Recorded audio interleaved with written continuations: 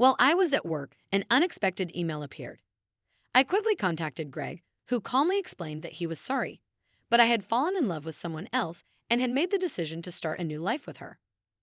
In addition, he disclosed his intention to take the luxury car that I had recently bought in my name with a loan, even though I tried to talk him out of it.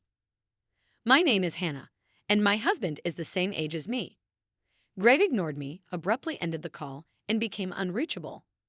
In the end, Greg vanished with his mistress, leaving behind a significant debt as a mother to our 10-year-old son. I never imagined such an unfair situation, and I found myself at a loss, unsure of what to do, my mind going blank at 35. We're three people, including our bright 10-year-old son Ryan, who showed exceptional intelligence early on by reading papers on the computer and asking for my opinion on difficult subjects. Greg, on the other hand, was unstable and never held down a steady job, even though I worked a full-time job and worried about our future. Greg had recently maintained a stable income for 3 years. Greg recently talked about creating family memories, so we decided to purchase a $35,000 camper van. However, because Greg couldn't pass the finance company's loan review, I ended up taking out the loan for the vehicle. On the day of the camper van's eagerly anticipated delivery, Greg abruptly sent me an email saying he would gladly accept the delivered van because the loan was in my. I called my husband right away, but he confessed I've fallen in love with another woman and decided to date her. I intended it to be just a flame, but it turned serious, so I'm thinking of starting my life with her. He also mentioned the divorce papers we had. I was confused about how I would handle the repayments. Discussed in a prior argument, said he would file them, and abruptly ended the call. This was the first time I realized Greg had betrayed me, and it was a shocking blow. I tried to reach him again, but got no response, and when I got home from work and looked in the drawer where the divorce papers should have been, they were already gone, leaving me.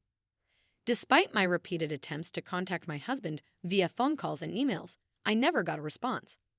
Ryan, who noticed my strange behavior, came to check on me with concern after dinner. "What's wrong, Mom? You haven't been eating much lately. Are you okay? Maybe I'm just tired." When people lie, they look up, lying is bad. I've noticed that Dad hasn't been home for 3 days. Did something happen between you two? Ryan's scathing remarks startled me, so I took a deep breath to calm myself.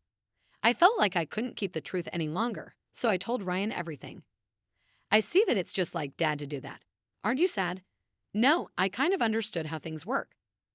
In my mind, Ryan seemed to be foreseeing the future and apologizing to Ryan, but I worked frantically to avoid thinking about the terrible events. My body was honest, and over time, my health deteriorated. Ryan seemed unconcerned about our parents' divorce, but I knew he must be sad about it in his heart. Session scheduled for that day at work, but I was unable to stand and ended up squatting down, saying, "I'm sorry, I need to take a break." I heard my coworkers' worried voices, but I was unable to respond and collapsed. When I regained consciousness, I found myself in a hospital room where the doctor diagnosed me with the need for thorough examinations, and I was admitted to the. As I looked at the IV drip in my arm and the white hospital room ceiling, Hannah thought I was feeling very pitiful. It was supposed to be just emotional stress. At that point, Ryan, who is normally calm, rushed into the room with a very worried expression, which made me quickly wipe away my tears. "Mom." Ryan is usually mature for his age, but he's only 10. I felt a strong resolve to get better for his sake, but my condition was worse than I thought. "It's serious. You're not going to die, right?" "Of course not, and I wouldn't leave my dear son alone." "Ah, that's good, really.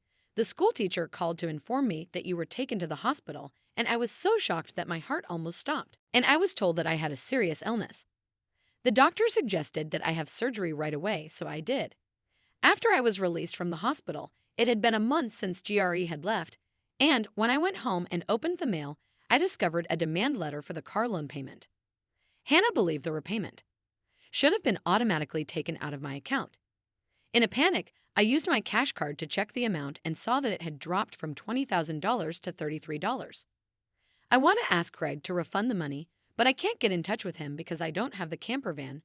90 Hannah felt Greg did this. My mood sank deeper when Ryan placed his hand on my forehead, saying, "You look pale. Are you feeling sick again? You don't seem to have a fever despite the fact that I'm fine physically." After Greg left, everything seemed to be going in a bad direction, and my mood sank deeper when he saw me. My physical condition prevents me from working the money we had saved, so now that we have none, I'm at a loss. I'll deliver newspapers and look online to see if there's any work I can do. Encouraged by my 10-year-old son, I told myself that now wasn't the time to be depressed. I'm sorry for worrying you, but I can't afford to be weak, so I'll try to.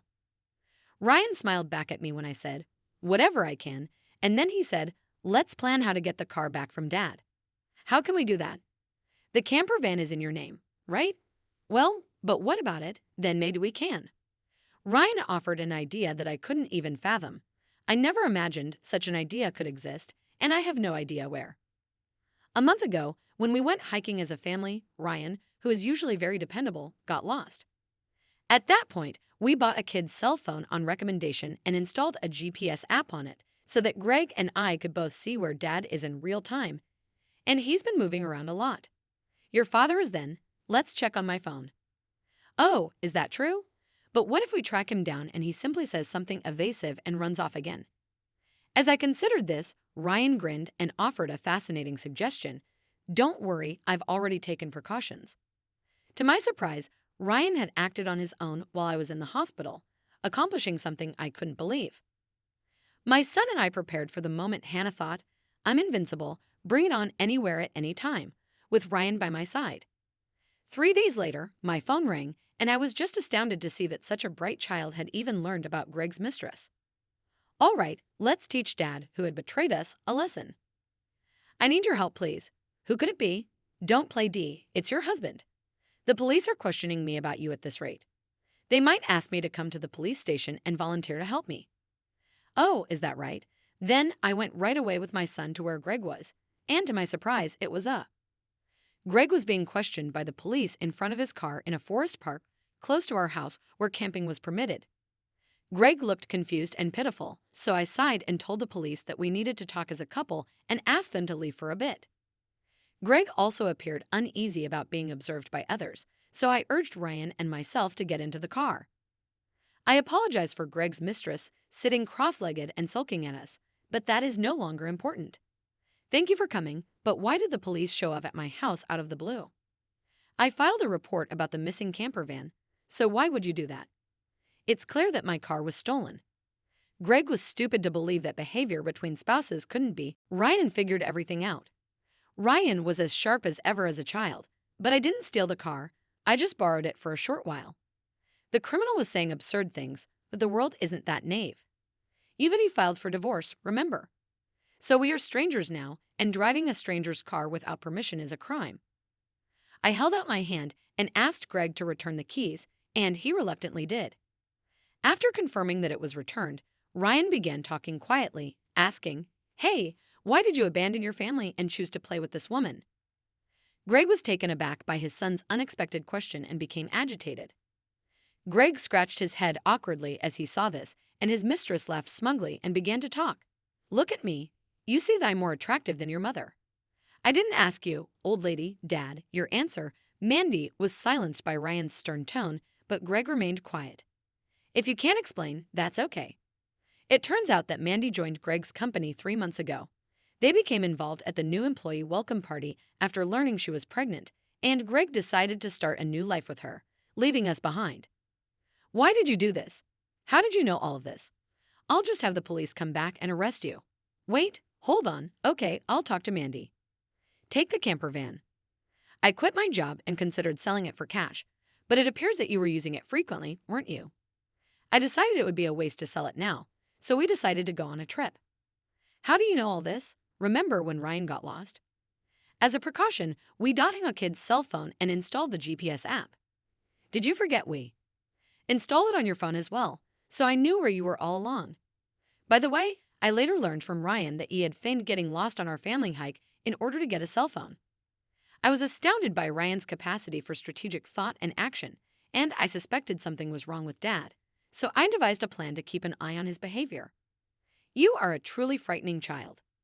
Seeing Ryan, who is only 10 years old but able to think and speak his mind firmly, gave me a sense of strength as a mother I felt I couldn't lose, especially in settling down. I will never grow up to be an adult like you, Dad, who betrays important people without a second thought. Greg, when faced with the hard truth, was a pitiful adult unable to offer any rebuttal. It's not that the money was what I saved gradually because I was single and you always quit your jobs in the middle. So we hardly ever saved money together, did we? I was horrified to learn that Greg and his partner had wasted the $20,000 that you took out of my account right now. That was our joint property as a couple. Mistress, it was the moment I was relieved to be getting a divorce from him. Greg sent the police away as it is, but if you steal and use the car and my money, that will be a serious crime. I just told them that we would talk, and I have no plans to withdraw the complaint. I also have to add that the theft of my money to the report mom, should I call the police now? I can do it with a single button on my phone. Mandy, Greg's mistress, had been observing our conversation, but she tried to exit the camper van right away, letting out a scream that reverberated throughout the area. The reason was that Mandy's parents were standing outside the car door, their faces red with rage that was about to burst in fury. Stood back as her parents yelled at her, saying, "I'm sorry, don't be so angry, but why are you here, Mom and Dad? I called your parents beforehand. Your parents beforehand. What's the truth?" Ryan had gone to Greg's office during my hospital stay and sobbed while telling them that her dad had left the house with an unknown woman, and my mom had passed out when she saw Ryan's. When the office staff discovered that you commuted from your parents' house, they suspected that Mandy had left the company with Greg and gave Ryan her parents' address. Greg and Mandy had been extremely cordial at work, and there were pictures of them together at the new hires' welcome party, looking like a couple. We're standing there, their faces red with rage. I took your picture there, and when I went to visit, your parents came out. I told them everything that had happened. So today I called Mandy's parents and asked them to wait close by. How could you have done this to me? That's the worst thing I want to hear from you. By the way, your belly looks pretty large. When is the baby due in 3 months? It's not yet time for the baby to be born, but Greg heard this for the first time and looked at Mandy with wide eyes. What does that mean? Are you stupid? It takes roughly 9 months from conception to birth, which means the couple only met 3 months ago. What's going on? You're so stupid, Mandy. Have you been lying to me? I almost got away with it, but now that I'm caught, I can't help it. You're so naive that you can't see through lies at all. Don't make fun of me. You've ruined my entire life. What were you thinking? GR and Mandy got into a nasty argument, but no one stopped them. As it started to get dark, we called the police once more to explain the situation. The red lights of the police cars illuminated the forest park, and I apologized for my mistake. I promised to work hard and never cheat again, so please don't arrest me, Dad. People don't change that easily, especially lazy ones like you. Ryan is absolutely correct. I can't trust you at all. Think about your behavior and pay for your crimes at the police station. If I get arrested, I won't be able to repay the money. Is that okay with you? If not, I don't mind paying you back after you've made amends for your transgressions. Take your time, don't worry. I've already found you a job. Let's see if there's Ryan's child support plus the... I'm not sure how much the $220,000 you stole from me will total, but you'll work and pay it all back. I had one final thing to say to Mandy, the mistress. You may think you're just a bystander, but remember that you were complicit in Greg's theft, so be ready for that. I told them that Mandy would be responsible for paying if Greg was unable to return the money she shivered in. Ryan's cunning plan allowed us to punish Greg and his mistress Mandy, who were released from detention shortly after they made a sizable payment to me through a lawyer. Fear Mandy asked her parents for assistance, but they refused, stating that we disown a daughter who causes trouble for others. As a result, Greg and Mandy were taken away in a police car together. My health has improved since I sold the camper van and got rid of the auto loan.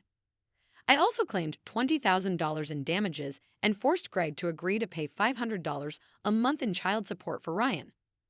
I'd also introduced Greg to a subcontracting factory of the company I work for, where the support and other charges I demanded from Greg would be taken out of his pay and deposited into my account. Amazingly, Ryan has been actively assisting with housework and errands, and I am now fully dedicated to my work. I want to keep going, moving with vigor so Ryan may follow the route he adores without surrendering.